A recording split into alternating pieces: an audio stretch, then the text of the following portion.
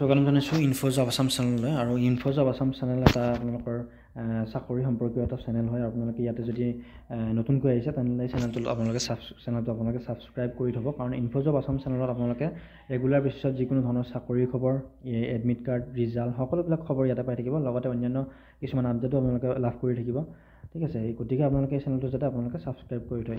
এতিয়া আগবাঢ়িছোঁ ভিডিঅ'টোলৈ। আৰু আপোনালোকৰ প্ৰথম যিটো আজি পোষ্ট হয় সেইটো আপোনালোকৰ dairy development department government of আছামৰ আণ্ডাৰত কিছুমান চাকৰি ওলাইছে, আৰু তাত মই আপোনালোকক দেখাবলৈ ওলাইছোঁ যে চাকৰিটো কেনেকুৱা হয়।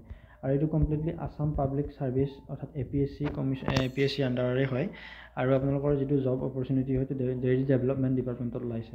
ইয়াতে আপোনালোকৰ কি হ'ব, ডেইৰী ডেভেলপমেণ্ট অৰ্থাৎ ক্লাছ 1 আৰু class B junior grade position ওলাইছে, আৰু য'ত আপোনালোকৰ 16টা প্লাণ্ট মেনেজাৰ আৰু ইকুইপমেণ্ট পষ্ট ওলাইছে, including chilling plant supervisor, milk tester, assistant rural dairy extension officer আৰু এছিষ্টেণ্ট ডিষ্ট্ৰিবিউশ্যন অফিচাৰৰ ওপৰত ওলাইছে। এতিয়া আপোনালোকে চাব, ইয়াতে যদি আপোনালোকে জেনেৰেলৰ ক্ষেত্ৰত চাই UR ক্ষেত্ৰত 9টা, OBC 4টা, SC কাৰণে এটা, আৰু STP কাৰণে এটা, STHৰ কাৰণে এটা। আৰু আপোনালোকৰ ইয়াতে স্কেল অফ পে অৰ্থাৎ দৰমহাটো আপোনালোকৰ থাকিব 30,000ৰ পৰা এইফালে 1,10,000লৈকে থাকিব। গেট পে আপোনালোকৰ থাকিব 12,700 টকালৈকে। বয়সৰ যিটো সীমা সেইটো আপোনালোকৰ 21 বছৰৰ তলত হ'ব নোৱাৰিব আৰু 38 বছৰৰ ওপৰত হ'ব নোৱাৰিব।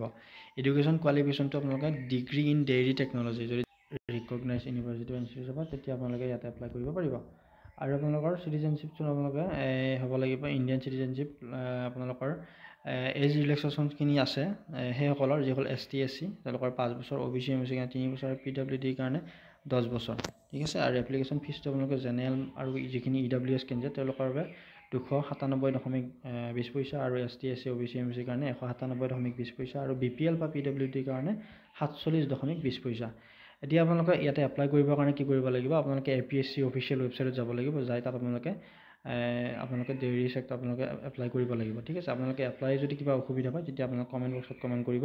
বাকী এইটোৱে আছিলে আপোনালোকৰ কাৰণে এটা চাকৰিৰ খবৰ। আজি ইয়াতে এপ্লাই সোনকালে কৰি ল'ব, কাৰণ ইয়াৰ লাষ্ট ডেটটো মই এতিয়া আপোনালোকক জনাই দিব লৈছোঁ। লাষ্ট ডেটটো আপোনালোকৰ আছে 5 এপ্ৰিল 2024লৈকে। গতিকে আপোনালোকে অতি সোনকালে ইয়াতে এপ্লাই কৰি ল'ব পাৰে। তো যদি ভিডিঅ'টো ভাল পালে তেনেহ'লে ফ্ৰেণ্ডৰ সৈতে ভিডিঅ'টো শ্বেয়াৰ কৰিবলৈ নাপাহৰিব, আৰু লগতে চেনেলটোলৈ যদি নতুনকৈ আছে তেনেহ'লে আকৌ এবাৰ কৈছোঁ আপোনালোকে চেনেলটো ছাবস্ক্ৰাইব কৰিবলৈ একেবাৰে নাপাহৰিব। ধন্যবাদ। জয় অসম।